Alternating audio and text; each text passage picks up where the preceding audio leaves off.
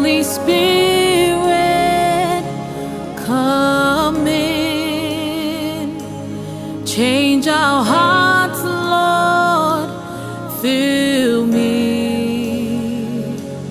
Holy Spirit, we welcome you. Come and change, Lord, the atmosphere.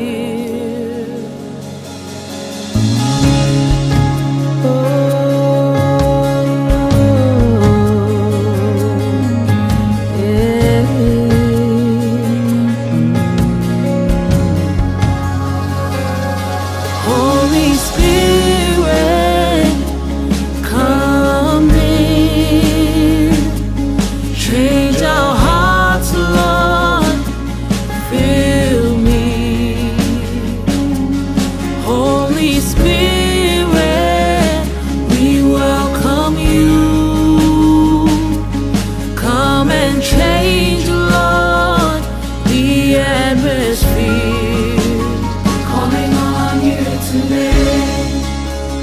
Calling on you today. Come into our hearts, Lord. Fill us afresh today. We're calling on you today. We're calling on you today. We're calling. Come into our hearts, Lord. Fill us afresh today. Anganga paia. Anganga paia.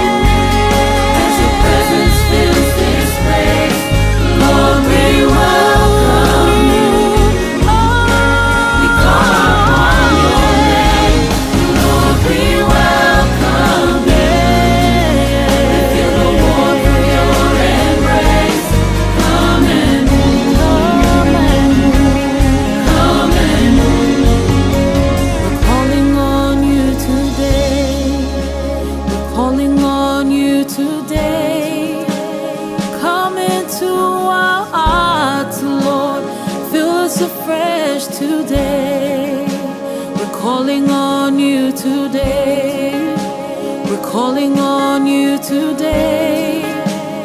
Come into our hearts, Lord. Fill us afresh today.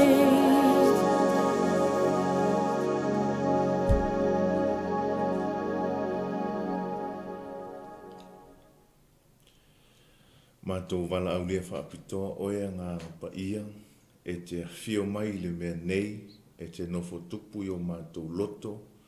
Ta māma taulai la mātou waai i la ua whio e manuia ai mea uma mātou te whaia. Oli oli o mātou loto le nei TAEAO o mātou whaapea atu whaafetai tele le atua.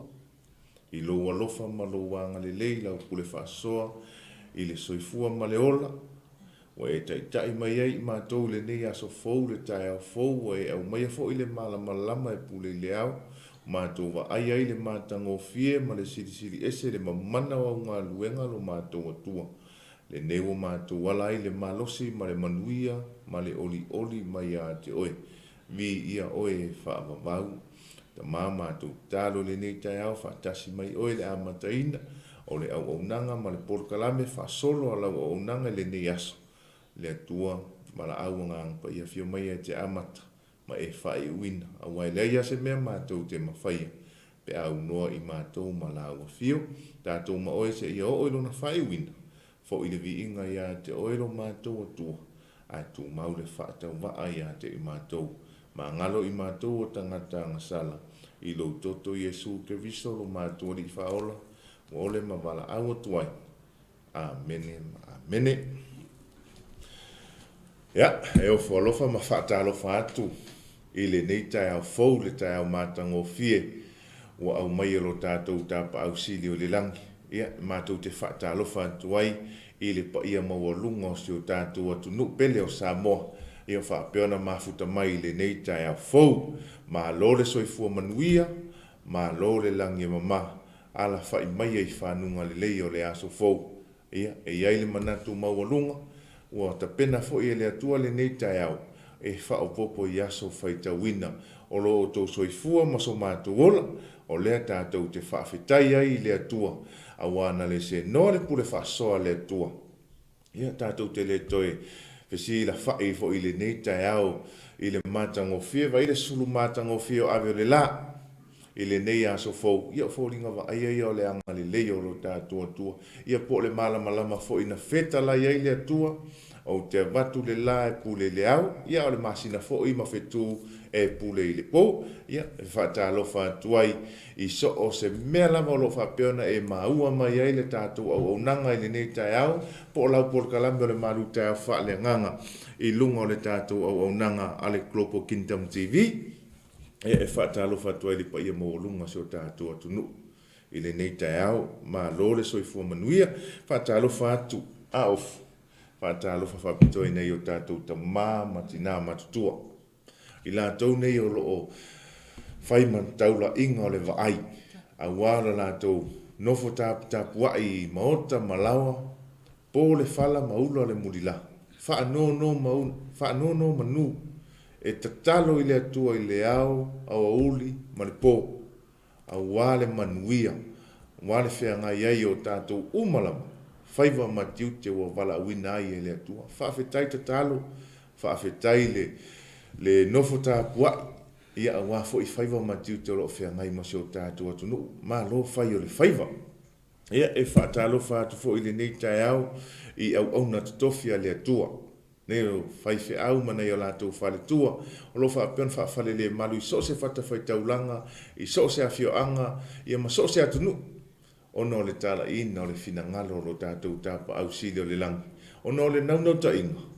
Ina ia whaola ina umatangata. Ma manu malo ina nganga. Ia walawa le atua malona malo le ngata i lea le whaola tanga. Wa umona ta pena le atua. Wa le fina ngalo moni leo le atua. Aof. Sa nuanga. I le nei TAEAO. I le soafa manu malo i Yesu Kiriso e toi o fualo whatuai. Ma whaatalo whatuai. I le mai mo mai si tātou watunu. Ma lo le soifua manuia. Ma lo fo i le ala usu i nei TAEAO i tuta ma whaiva. Whaatalo whaia i la tau lo mafuta mai i lunga le ala tele. Ia mai se fo i la tau i tono whale whainga luenga. La tau fo i o le ua mai anga luenga. Vi ia le atua. Le ua mwhaina wha mai ina nga luenga o le puana po. Whaafatai o lo whaapeona saonga le mutaton. O lo saonga le mutato umale lo fumalanga leo le atua. E ui lava. Isi o taimi. E lutia ia pe so e fo il folanga. Pe tai. Tau mau wale alo whamaleanga leo tātou toi e tātou. Ka mai e nate leo ia te oe ma i lo ulufafo ma lo ulufale. Mea uma tātou te iai. E iai ale atua mai tātou. Ma lo le soifua. Ma lo lava leo no sai fo i nai tātou tamama tina matutua. Tāpua ia. Ia whapea fo i ona nofu tatalu. I le alo whaiva a whanau. Ia me se fo i o le mamalu o le atinu. I le whea ngai e te ma whaiva. Leo amataili a fo i nei aso. Aso luas fu matas. Wow. Le o se Ia mai le e tu atua. ia le tātou sā, tātou wholaunga. Ia le nei tausanga al masina neo Februari pol masina lo na lua neo tausanga lo olu wha. Ia, e se whole nei tausanga mai lua olu atol. Ia. E se whole amataina le nei tausanga. Ia au le mea tāua. Ia o tātou i loa le lei, le mea e tauna tātou iai. Ma le tūlanga e tauna tātou tutu ai. Ia, ma tātou pi mau pea. I pi mau pea. Ilo tātou ali i whaola Iesu Keriso. Pea na ia tātou po kalame le ni TAEAO. Po kalame MALØ TAEAO whaaleaganga. Ia, o le whaamoe moe a ia.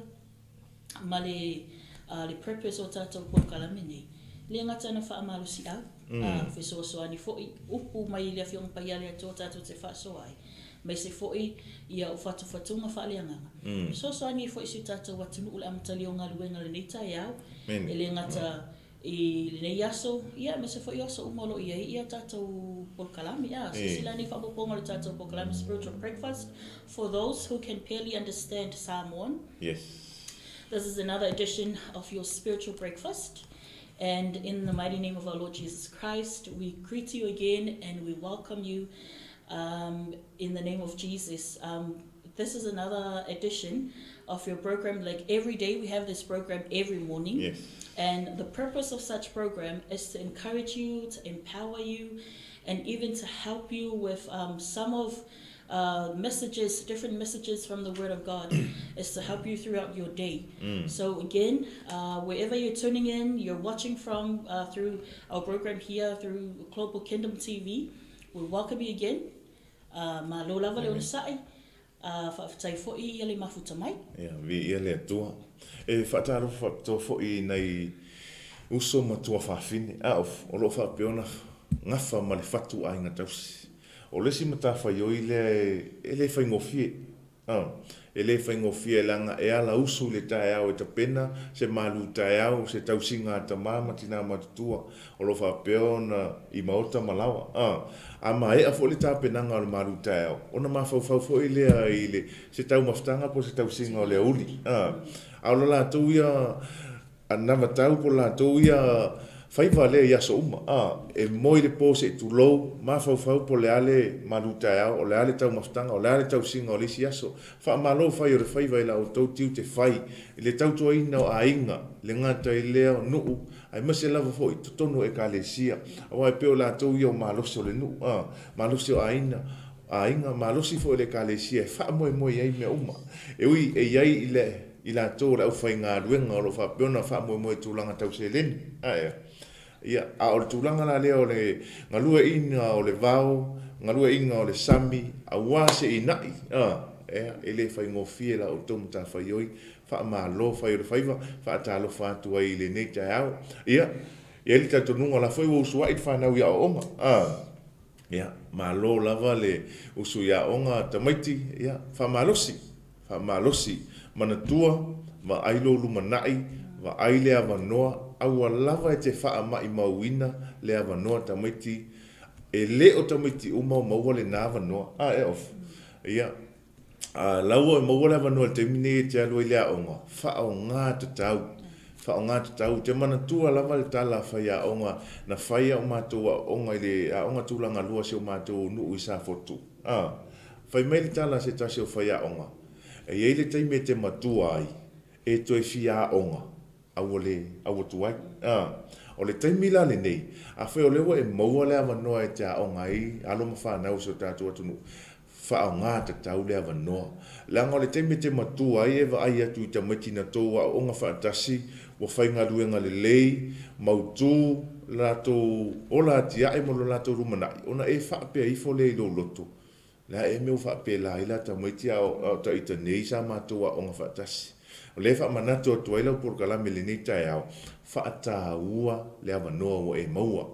Whaataua le lei wha o ngā tatau, wha alongo le lei le whai a onga, ia wa aipo a mena e mai e su e langa le poto salalau le na.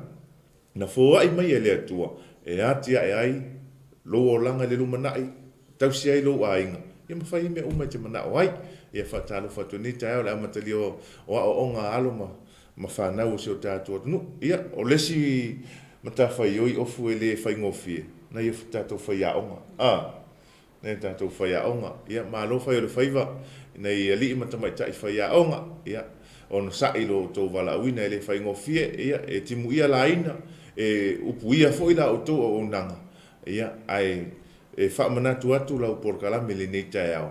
O ma Yesu, e whai ngofie ai mea uma. Awa lava e te alu malo malosi, malo poto, malo atamai tulou.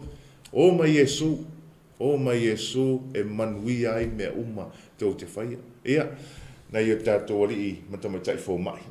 Leisi fo ile mata whai o ie, le whai ngofie, le anga o tau, o loo iai le hola, o tangata lau tele se tulou. Na tuina ele atua le poto ma le atamai tamai tai mali fō mai.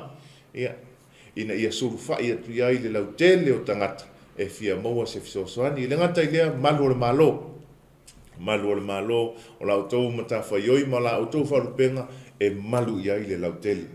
E sulu iai le atu nuu, mo le fia mo mia se fisosoani, ia ona o ni whaaleve lave, ia manitu langa o lo mo mia se fisosoani, i la o tau pui puinga, ma la o tau ngā aruenga whai. Tīnei mu, e le whai ngofie, tau tonga i le oti, awa alu atu ale tīnei mu, e fui le mu, ma alu atu ai, ma mau atu ai le soifua, ia le anga o le tau tonga.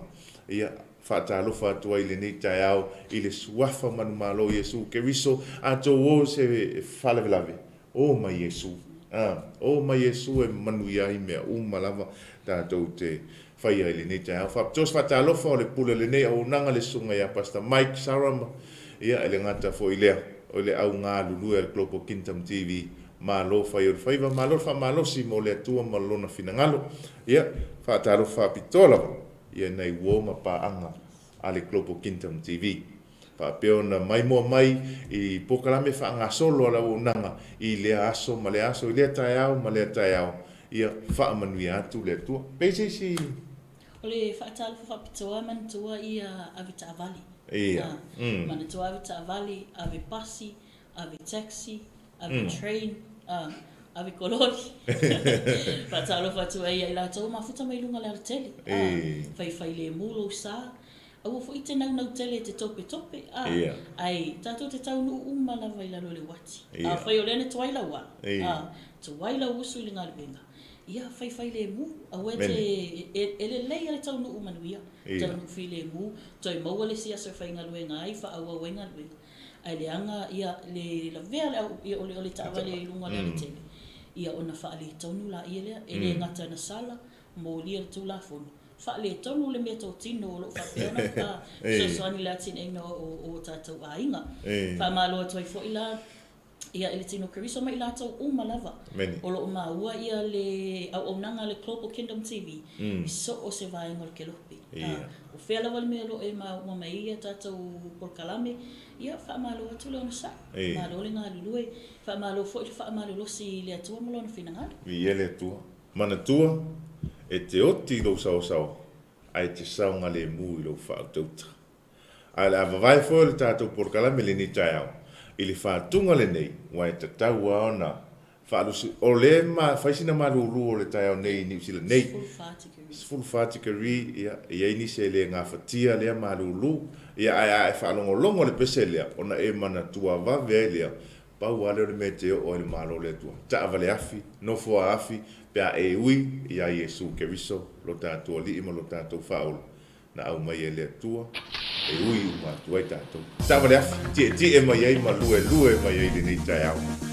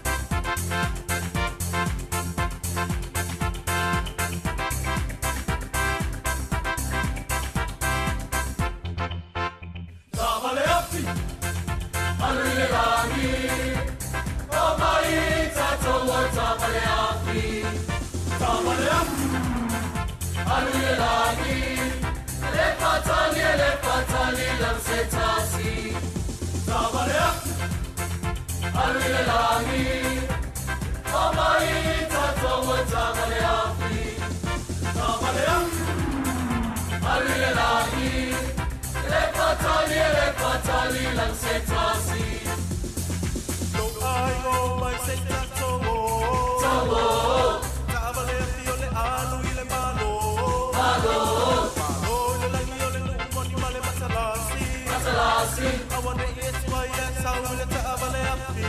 Hey, hey, taabaleafi. Alilelani. Omai tatowo taabaleafi. Taabaleafi. Alilelani. Lepatali lamsetasi. Salia Yesu maya mawole lo salamo. Salamo. Mawailo wamano ilon malo. Malo. Maya tipi mea ale lalolani. Lalolani. Ele moso wamano ile taabaleafi. Hey, hey, taabaleafi. Alilelani.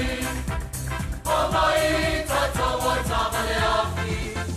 Taabaleafi. Alilelani. Lepatali lamsetasi. Ele aluai se tangata pai, ele aluai se tangata paia, ele aluai se tangata aia, ele aluai se tangata pai tala o mai se tato, oh, tato se tato, oh, tia matato, hey hey ho. Tabalea, alilelani, o mai tato o tabalea, tabalea, alilelani. Lepatali lamsetasi.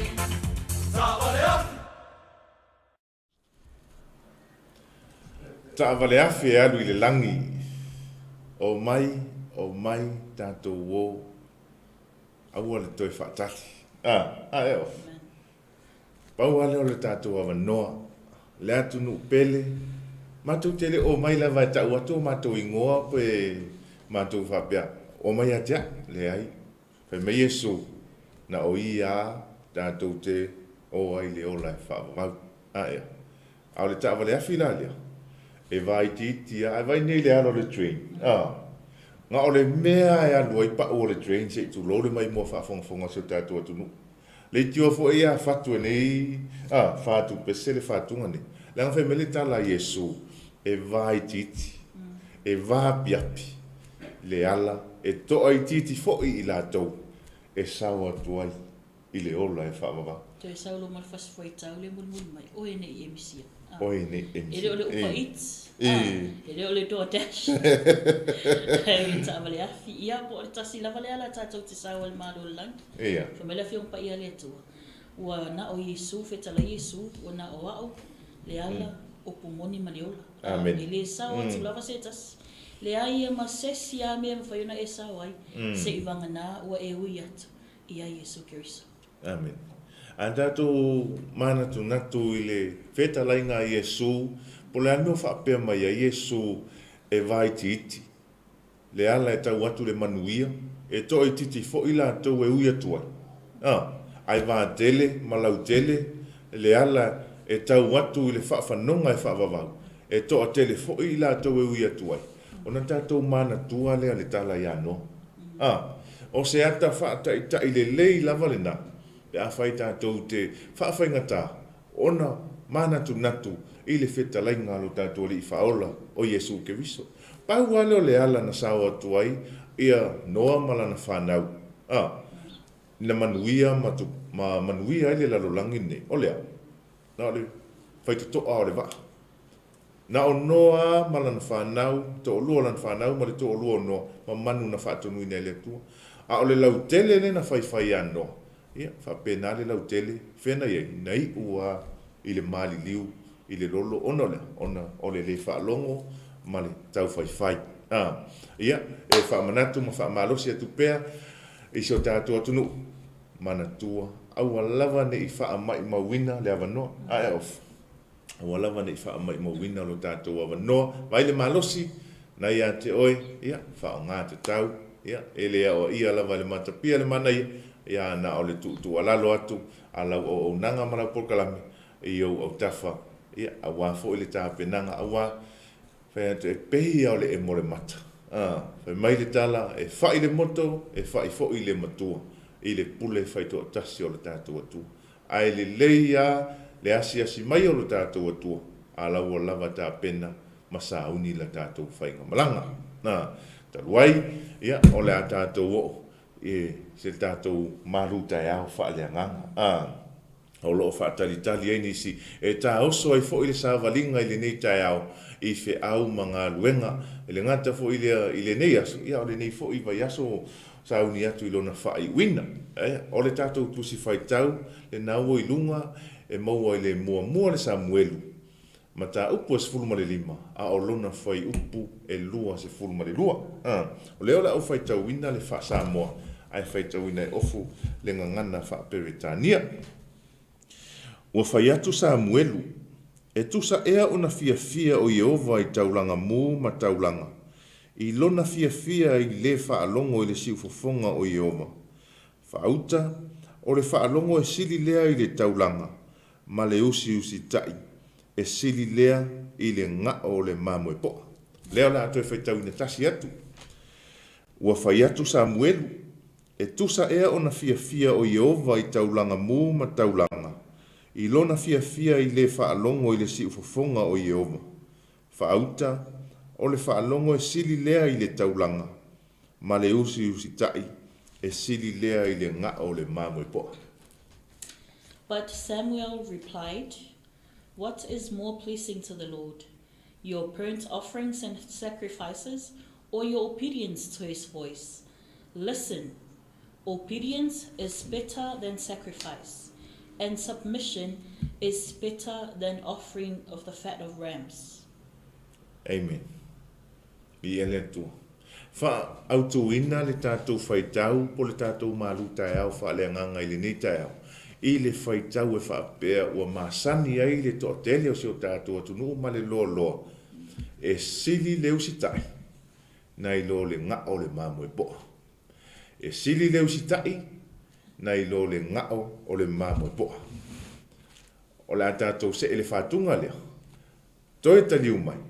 Tātou wōlole le tātou whaamalosi. E pei ona iai le tusi sa whaitawina. Mai le Peace Chapel, e leo le tauranga.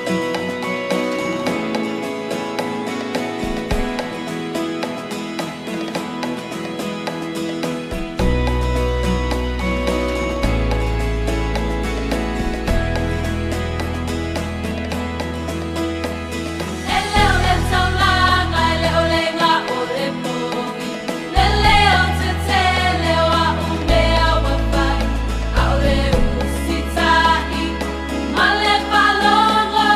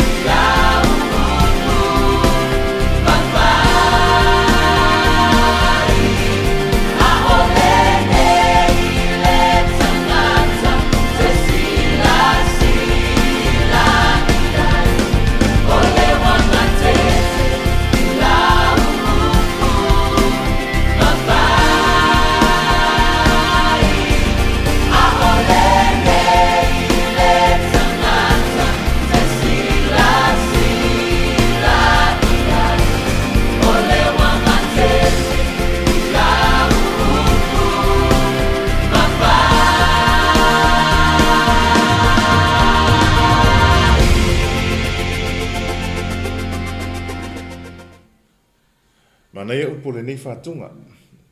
E leo le taulanga, e leo le malosi, a o le usitai, e fia sila i aile atua. Pe o le tātou manatu au tū le nei TAEAO e ala i le tātou MALØ TAEAO FAALEAGAGA. O loo whaalu talaina whaapea e sili le usitai, na i leo le ngā o le māmui poa. Nei e manatu ifo, o le te leo le tupe te whaitaulanga ai, e ofo ai le atua. Nei e manatu ifo, o le te leo me ave whaimataulanga, e ofo ai le atua. Nei o le whetalainga le atua, e sili lona fia sila le tangata e whaalongo mausitai, na i le taulanga. E lele anga le taulanga. E lele anga le taulanga. Awa o le taulanga. O le atawa aia leo le tātou whai mea fia mo le atua. Tātou te ofo ai le tātou whai mea le lei. Tātou te whaafetai ai le atua. Awa o le anganga leo le taulanga. O le tātou whaafetai i le atua. E peta i le tusi sa tātou whai tauina. Leana tala noa ai le toi ina o Samuelu ia Saulo. Saulo. Ele sili ea ona fia sila le atua i le tangata e whaalongo. Mausitai. Nai lo le manongi o le taulanga e alu atu. Manino malamalama le tala sa tātou whaitawina. Whai mele tala le toi ina o Samuelu. Saulo. Na awina mai au e le atua. E wha uu ia te oi. E whai matupu o Israelu. Manatua la Samoa. A tātou tu mai leo langa nei. O le atua, o le pule. Whai le atua ia Samuelu. Samuelu, alu e whaau Saulo. E whai matupu. Whai le atua ia Samuelu o lana au auna. E alu e whaau ia Saulo. E whai fo i ma le tasi au auna. Manatua la Samoa. Leo alu nei Samuelu e whaau ia Saulo. Ona o lea, a langa le nuu fia whai se la tau tupu. Ia. Ona o vai atu Israelu. Ia, o la fo i whai mai tupu o isi nu. A isi malo. Mana na o lo fo i la tau ia se la tau tupu. Whai mai lo le tala le atua. A langa atu Samuelu le atua. Whai mai le atua. Samuelu. Ia, alu ia whai fina ngaro le nu. A wā ele o oe wa la tau la fwai. A o au le nei wa la fwai mai e Israel. Ia le na alua le atua ina alofa. Alu loa Samuelu whau iai. Ia Saulo ona o le whiriwhiringa lea le atua. Tele malanga na sa wai Saulo. Manu malo i taua. O le ata vaia. E tele na tātou wawa ai le tala ia Saulo. E wha moe Saulo i lona malosi. Ai ngalo ia Saulo le atua na wha uina o ia. Tu mailo le tātou mta upu. E sili leo si tai lo le ngā o le mamoe po. Wha atonu lo Samuelu. Saulo. Na o wha uina oi, whai maile atua ia te au te latu e wha au oi, e whai matupu o Israelu, o lea, wha afofonga mai, wha alongo mai la Saulo, i le tala le lau whai atu, na whetala i mai ai le atua. Alu e whasi ma amaleka. Alu e whasi ma amaleka, o tama, o teine, o tamā, o tina, e o pepe mea, e o i manu, aua te wha saoina, wha tia amaleka. Ai sea. Langa Saule malanga Israel. Ai fa ala vela via Amaleka. Fai lo le tala i ale tua ia Mose. Mose. Tu si le leila lo le nuulea. Fa mau le leile api. Ina ia i loa e Joshua. Ese le mata utia o me e fa mau. Leiti o foi. A fa mau e tātou. So o se tala lava. Ese le maalosi oa. Fa mau. Fa mau ma le taimi o Mose. Ai fai mai le tala le atua o te toi o a ia Amaleka. Ona o le lātou whaalewe i le taimina o mai ai Israelu mai ai kupito. Le ala o mai le taimi o tūla i mai Saulo. Fai lo le atua ia Samuelu. Alu lo le fai ia Saulo. Alu e fasi Amaleka. Alu lo le toina. Ia tu mai lo la le soifuanga ma le olanga ne tātou iai. O ai. Fai atu lo tamama lo tina ia te oi. Alu e fai le mea lea. Ia, fai mai le pula le matanga luenga, fai mai le fai whiau, fai mai le fai aonga. Tūranga wha pēnā tātou te wawa ai i le pule.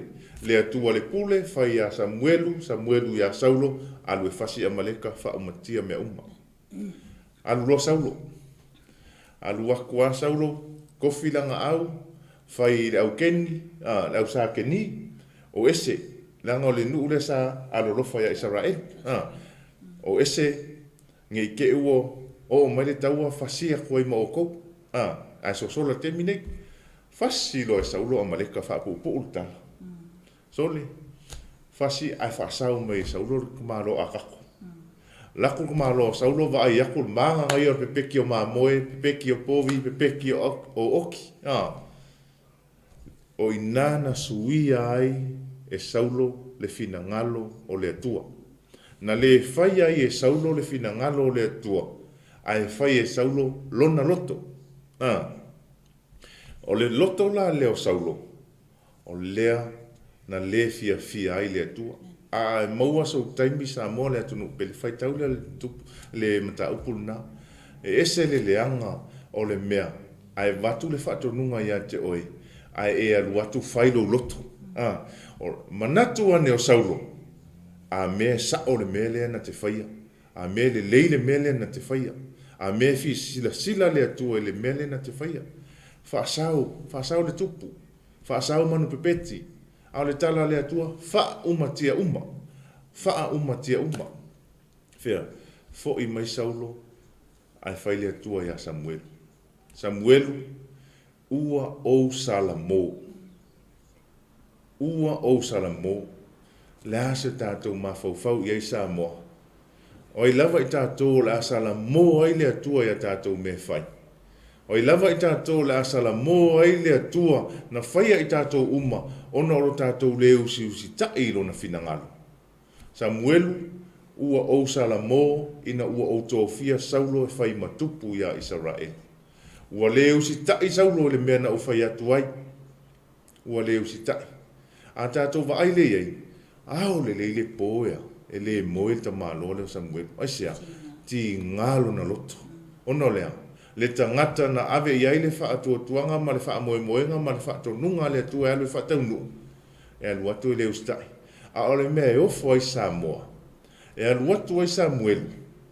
Ai oso me le tala to ino saulo. Ia wha manuia oe le atua. Ua o wha ai uina le finangalo ma le wha tonunga na mai e le atua. Ia oana me wha sao le tupu wha sao manu pipeti. Ai whai me o ia wha ai uina. Le ata wa ia le tupu i nei si o tātou, i le o langa ma soi fuanga le tātou te iai.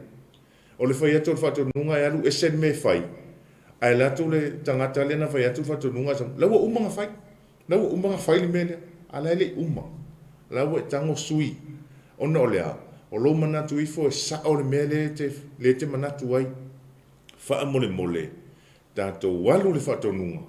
E manuia ma le leime ase se mai lava le whatununga awa lava ne tu wa ia te oile leanga awa ne tātou manatua la e ese te lo e off au wa aine le tala le na fai le feta lainga le atua na fai a Samuelu o le la fua i mai e saulo o la whatununga o lea o la fua i ai a saulo ina le fai matupo Israel e la fua ilo o e le atua. A walama ne e manatu e toi fo i atu le atua i ate oi. E te leo si ta ilo le finangalo le atua. A walama ne e manatu e alofa atu le atua. E alofa le atua. A one ngalo. O lai fa tali le atua. Te ilo, ana ilo e saulo Salamo. Ana ilo e saulo Salamo. A tonu e liu ina le tō wha le atua. Petai. E fai atu Samuelu. A fe mele tala saulo. Fa mo Samuelu fa mangalo mai. E fai le tangata fa mangalo ngai, ai le fai le atua na mai ai le fa tonunga. Tato va ai le to ino tavita. Na se lo tavita. E le fai ana tano. Na se a tavita ka kangi makule ka vika le atua ua o wanga sala i o luma. Fa mole fa mangalo mai. Ia o se ata va ai o le nei TAEAO sa mole atunu pele. Fa alongo mausitai. E sili ai lo le ngā o le maboe po. Manato saulo, wha apea saulo ai le leila na mea na whai. Ai whai mai le tala Samuelu. Saulo, e leo le nā. O le mea le fina ngalo i le atua, o lo wha alongo mai ustai. E sili atu na i lo le ngā o taulanga i e te watu. E le fia sila i le atua langa te le ustai. Awala wani manatu I tātou. O le whaamalosi fo ilea mo I tātou le ni TAEAO sa mo le atunu pele. A tātou wawa ai. Whaatau waa o le mea nā la i o na le o mose ilea. Ile nuu na fola ina ile atua. Whaatau waa ia pēr tātou waa ai. Ia, a tātou tu mai a le loloto. E le whaatau waa. Ai sea, ongo le le ustai, ma le le whaalongo o mose. Pa wale tala le atua mose, ave le nuu, na e whaile le papa. Alu e tau tala i le papa. Se puna mai le vai. Ai la tu mose tā le toto. Whailo mal tala le atua mose. Ono o lou le whaalongo. O lea, e te le o i lea. I le nuu na fola ina. Ai ale to ina maso, to ina te le pangi, ma te le maso, na ia fasia Filistia, o si ele to ilalo Israel. Fea na iai, na le whaalongo lo fo isa masoni. Alu ese lo le atua, o le anme na tupu. Alu ese mata, se tu lou le mai mo whaafonga se o tātou. Sali e Filistia mata, ono lea, o le manato sa masoni o lai a te ia le atua. Ai peta i walu ese le atua, ua vai ailo na tino, ono lea. To singa no fiolo na loto I tu ina nau ma wha songa a le ari o le lalolangi. O peise me te fia whaopopo ai. Malo, ia, tautonua whapea whai ona umana fola siali tatou whaasoa. Ia po o le malu TAEAO FAALEAGAGA, po si wha malo si fwoi mosi tatou watunu. I le tusile ana le tatou te wha malo se le nei TAEAO. Pe ona tatou wawa ai, whaatonunga le atua. O le mea mo whaatonunga le atua. Na whaatonu le atua ia mosi. Whaatonu le atua mosi ina ia tusi le lalo le taimina. Mamele taimila e whatau ese mai ia Israelu mai e kupita. Lea la e tomu mumu ia Israelu leo se vai. O fia feinu. Vevesi ala sko ingo mose e kaum whai e fo. Ia whaafika uli lea. Ai whaalawe lawe ange Amaleka. Whaalawe lawe ange Amaleka. Ma le lato oso wha inga fau vali. Ona o le nau ta inga e lato. I le ngata o le creed. Nai ai. Ia ma oso wha inga ia fo ilia wha atupu whaalawe lawe. Whaali ai le malosi. Manu malo Israelu le taua ma Amaleka. Ai na whetalai ia le tua ia musi. Wha amau le lalo. Whaatonunga. Wha amau le lalo le mea lea. Ina ia wha amanatu. Ma ia malama le Yosua. So le ole whaatonunga le tua. Whai, le ua whaamau I whaatonunga le tua. Ai male nau ta inga male whaamoe. E mo le lumanai. Mo le anga I luma o le fōlaunga alona nu. Ina ia manatua. Ia le mea le tau na whaatinu. Mai le te le o le vālea, mai le taimi o Mose. Anga I le taimi o tupo o sau. Na whaapea o te talitonu na ieise le finangalo le toa. A tonu e ono ieise ma fau o Amaleka. E whaamau lalo pe salamo mai lato mea. This whole time God was giving to ia Amaleka. I le tupu o Amaleka, malenu Amaleka. In pe I loa ona whaamau lalo lato loto mai lato wangasala. Ko lato me se na whai peitai. Mai wātili na whaamaa aloto. Awe lole whaatonunga. Toi, whai lole si whaatonunga. Toi whaamau ele atua. Le si whaatonunga na whai a Samuelu. Alu lai whai a Saulo. Ia matua tafi ese ia Amaleka. Alu ia ave ese uma awa lava ne to iaia sina mea I titi. Po ole ea sina vaenga e loa I Amaleka I lunga lolangi. Ono tinga ole atua mea Amaleka na whai. Lea lau watu whaatonunga ia Saulo.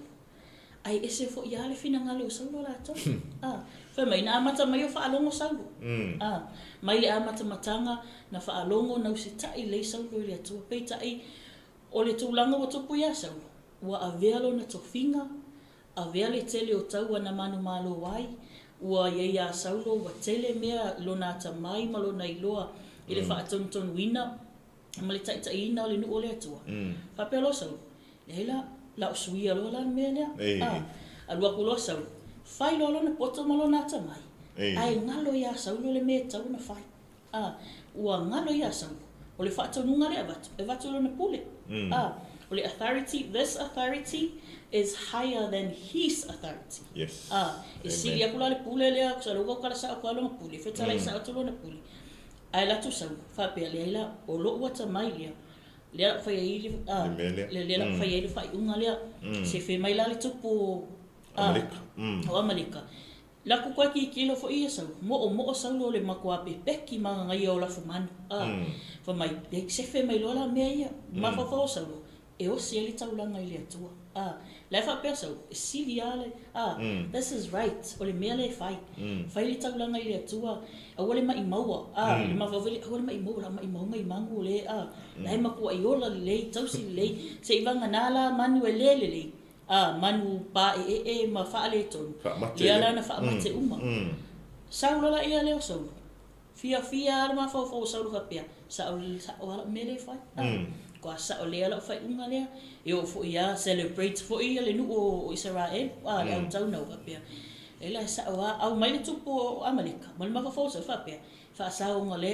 le tu sala o la o tu fa pia si a mai pia fai ma fai longa tu ia luna matau tia le matau tia o tai meu sau ai wa tai sau le al watu Samuelu al watu Samuelu fa ku ia Samuelu tol la lo melo fai ola le sa o melo fai fa mai sau ai o sa mai ia le tala sau malona fa ta e fai mai la tala le wo umana o fai al fina ngalo le o umale na fa tino le fa tonu ngana fai mai ai fai atu Samuelu ai fa fe fele fe ka nisi o mangu ia o ke la ngonga ia o kadinga o fela iai o fea o iai le usta o fea ai ko fe mai fo lesi excuse sa fa mai ngala nga mai mela fa sa winga mai o lo ma fo e o sir tau langa e fai fa pe mai lesi mele e fai lesi mele ma fo nga ia o saulo ma lona talitonu e sa ola na filfilinga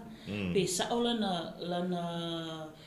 ngai uinga le o fai atu lo Samuel ia sau ina ua matua ti nga Samuel ti nga Samuel na ua salamo fa mai wa regret o le upu fa peretania le sa mai regret e salamo nei sau me fai se mena e fa tino ina ai tela mona ile sau e le taimi so e tele o sekia ia e te whaalonga tua e matua le sa oa e ia le mea te tau na fai e se e ke langonga e te tau na e whaato e se tangata lea e tau fo eona e whaato e se lea tua pe a whai wa e loa wa e sasi i lau sa valinga a le whai atu Samuel ala ko fai mai fo ia sau le fa mai al poto sau e sa o na ia sa o na ia mai no la ia le tala sau o ko fa ku ia Samuel e silofia ali sau e tele o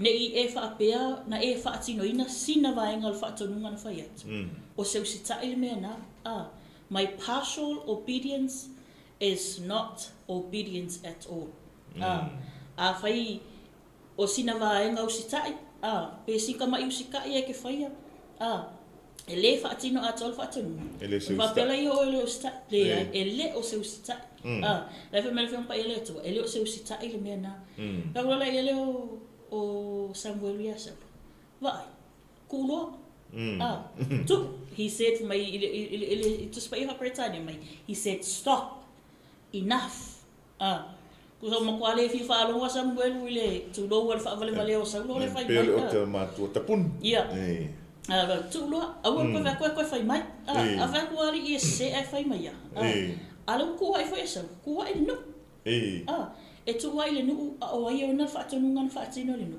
fa tonu ngan na mai le tu ai na ia o na ia fai le fa tonu ngan le no o o ia tai tai alo fa mai o fai mai le no ia o se fe mai me ia se fe mai me usa le fai excuse sa ina e tamo fai sa e prove atu e sa o la na filfilinga e sa o le na fai unga le o fatino e fai atu lo Samuel sa ia se i o ka mo ko ka o kia o la me se la o fa sa la se i o fai lo atu ia te oi le fa le tonu le wa ia le fa mo wa lungo sa lo lona fa mo lona ta mai malona poto fa pelo na mafau makua sa o ato na ia. Ka pe okay, exercise ala authority lea. La fa ngala o power lea. O ke fai ai le mea lea. O ke leo si ka ai le tua. La fai le mea lea wataton. Kun ma ka pesa. O ke le fifia lea ku fai ku kaulanga. Ai fai ku lo maltala Samuelu. E sili ai le tua. Le mangongi o ngā mangu manga mea. E sili aku ngai lo le usta. Koe whai mai lola ia lia. Whai talenga lea tua. E sili leo sitai. I lo le ngā o le mamo i poa. I leo fia whaalonga mea lea kua le kalali o ko le ngā o lea. I man. I leo fia whaafonga i lea tua. Pau ale mea na tuli matai i lea tua. Peu sitai. I le whaatonunga le na umai. Peu sitai sa. E whai mai lona leo sitai. Whai mai ngā rechecked. O le puku wha Britania. Rechecked lea tua saulu. Fa mai ua ave ese rechecked whai e te alu atu whaataitainga ia lewa e alu atu e whai atu le mea te mana o ai i sesi ai reject e wha mai tangata nā wha muli sorry le ai wani whala mona e o i atu whaanoa noa ai pēla mona sala mo ai fōlinga mai i le tusi whaitau pe a whaitau ai le malusi tātou atu ele ai a se sala mo saulu. O le tautonunga saulu, it seems like mai i le tusilia. Whaitauina. E pia le iai se intimate relationship a le atua, a saulo ma le atua. E le iai ni fōlinga po se atangia na i se whaamoe moe o saulo i le atua. A mea ma futa i aso uma, ma taimi uma. Pio le se ngana o tupo saulo ma le tupo tarita. Amen. Loa saulo kusalale wai loa saulo longa se. Ai whako ese i asa moe. Kusa e ke fako ese lo fato ese le tangata ai le fato ese le tangata e ana le fato pero na ele tato fa so le nei TAEAO o se fa manatu fo ile mo tato amen ne yo tato mo le atamai ne yo tato mo me le lei nei le lei o me tau sami le lei le fale fausia i lo malosi malo tama ainga i le lei o lo ma fau fa atino ine uma ne fa pela ile me uma ina o faia i lo malosi lo lima malosi lo ma fau lo wata mai wa yai ai ngalo yati oi o fea sa wa yata mai amen o fea na mai ele fa atonunga o wai ana le fa atonunga o wai ana le puli o wai ona le authority le ana au mai yati oi o wai le te fa alongo iai o fe sili la le be te usitai pe failo loto o lo finangalo amen le na ele tatou fa so i le nei TAEAO ma le tatou tusi fo ia se fa manatu i tatou savalinga fa le nganga le nei vai tau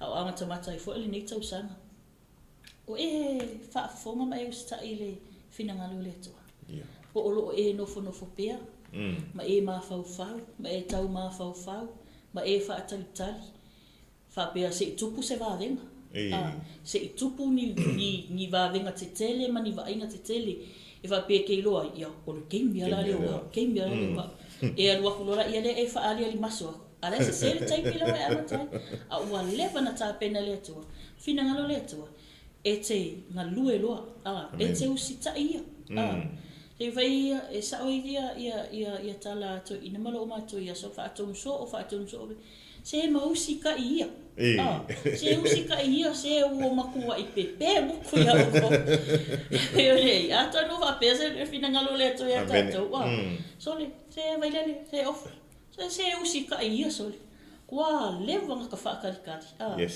ia ai o le mea pito i silione ta o ma le mea lo ofisi silele to po tato usta amen a tato se o feo tato sulu ia o tato, are you owning up to your own mistakes? Po le meo le tu ua i le si o so tangata. Se meo e whaatino o tu ua i aoi. Po tu ua i le si o so. Po o le meo lo e tau tinoa o e se. Le tato whaasoa na, ia mas whaapopo le tato MALØ TAEAO whaaleanganga le TAEAO. E sili a le ustai. Le aia se si a mea. Finangalo le atua i whaatonunga umai mai a tatou usita aua na ona ta sina usita vaenga usita pe kuata usita pe afa usita tolu kuata usita le ai mai usita i ato amen Vailele tua matango fiel fason ni TAEAO. Yo fa maoni le fa so ina le upole tua le ni TAEAO. Ele vai ina le usita e finangalo ia ile tua. O le nau ta inga le tua usita I ato e fia sila mai ia le tua. Ia o se toi fa popole na of. Ia ne e manatu I lo malosi malo wata mai. Ona e fai ai lea e tusa mo lo lava finangalo. Aua e le faia le finangalo o le tua. O le mea matautia le I. Fai mai ona la foai ai lea e le tua o saulo. Ona la foai, e la foai lo e tātou e le tua. Ona faia lo lea o le tala anai tangata tātou te whaano. O mai aso mai tālo fai. Ai, o le maua lo tātou awanoa. Le maua tātou awanoa o le alawa le mena I loa e tele I usita I ai ma e le whai e le finangalo le atua le atunu pele. Sa moa o le maua le awanoa. Le tu umaila mai le atua le awanoa e wha maua lalo I o tātou loto. La ngona I lo tātou sala mo ma tātou wha pe atu le li ie le atua wha ma ngalo mai au o le a o whai alo finangalo. A tātou manatu I le mamao le taimina tuu ai na whai ai le atua ia mose se ia o mai le taimio le tupo saulo. Sa te tau ona sala mo a maleka I. Ai sa te tau foi ona sala mo saulo, pe la ngona saulo, mai taimina tu lai mai le tupu MALØ le tele o taua. Te tau na I loi ngā saulo le atua. Ai pe tai, ua avea le manu MALØ ma tele o mea na ia maua. Ua whaapea nei saulo, o I le ai o ua, o lo umalosia, ai aua nei ngalo fai mele tala Samuelu ia Saulo. Saulo, te li mana tua le teimi le mea na e tupunga mai ai na whaai ai na mai o le atua. Na e alu e maa moe lo tama, na e sau mai le a inga lali la loa, ai na whaai ai na o le atua. Ia, o le tala wha malosi mo I tātou le nei TAEAO, sa mo le tunu pele, mana tua le na whaai ai na oe, mana tua le na foa I le poto ma le atamai, mana tua le na tōwhia ma wala awina lo soifua.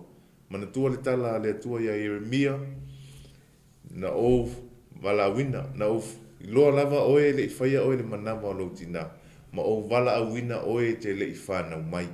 Tātou uma lava lo soifua maola I le neila lo langi, na iai le purpose. E iai lo tātou mafuanga, na au mai ei tātou e le atua I le lalo langi le nei. Peo le tala le atua le tusia te Salonia. E le avatua o tou ina ia whaia le amio leanga. Ai na tu ina atu o tou ina ia whaapa ia ina ma whaia lona finangalo. Ia, sa mo le tunu pele o le tātou wha malosi FAALEAGAGA na, po le tātou malu FAALEAGAGA na I le nei TAEAO. Ia, o le afo I se upu sala I la o tō mai mua whaafonga mai, ia e matua atu ina. Tātou te talo whaatasi le atua e whaamangalo so ma vai mo so ma le ato toa. A ia anga le leile anganga pa ia o le atua e whaato toa I la o tō whaafonga. Le moli ina o lona fina ngalo I le nei TAEAO. Ia tātou usita. Mana tua ia tāua le usitai. Whaalongo ma usitai. E sili I lo le ngā o le mamu e poa.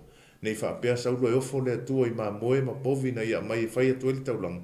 Aua a vele na mala e lafoa ia I le atua ona o le leo sita. Pe ise si mea? Le ise si vaenga paua le taulanga e toi whaamanatu si o tātou atunu.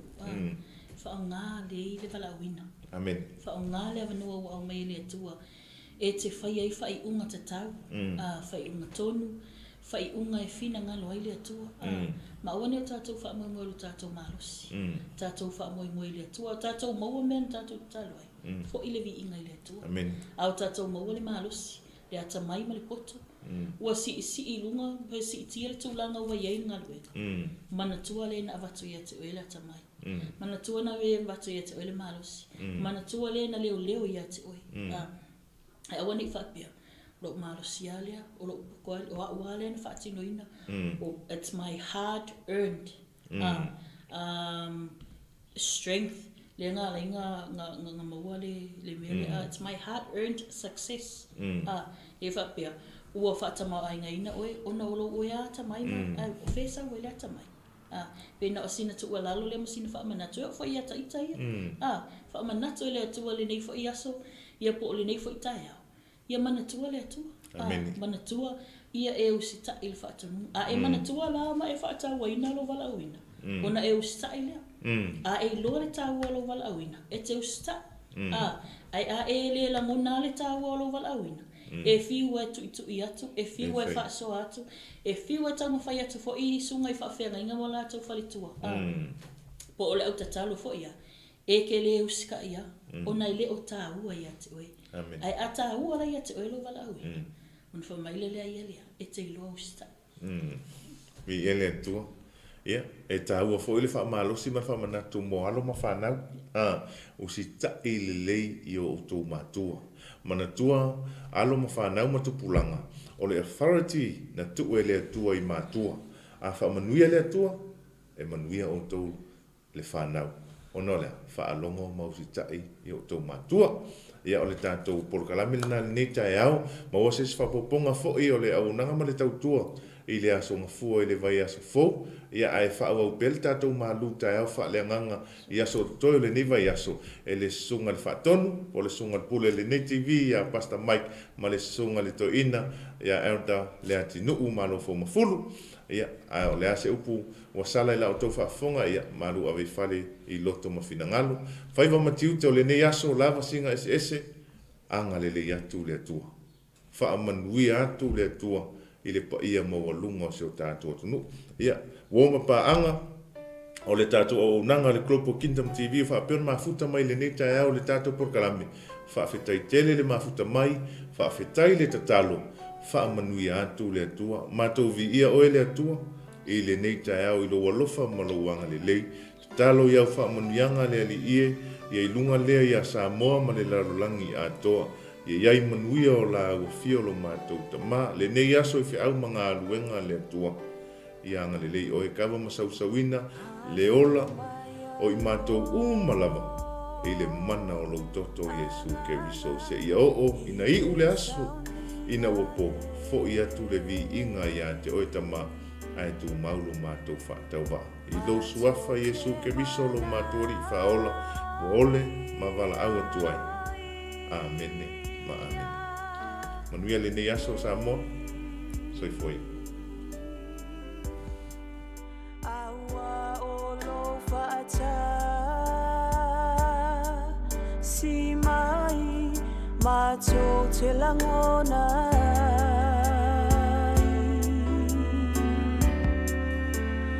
Ua e afi o mai, ma fa'au mai.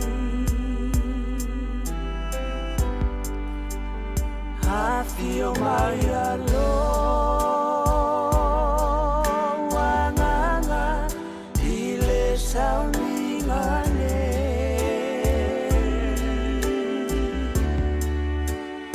Matou te mana o mia o ia nei. Awa o lo fata, si mai matou te langona.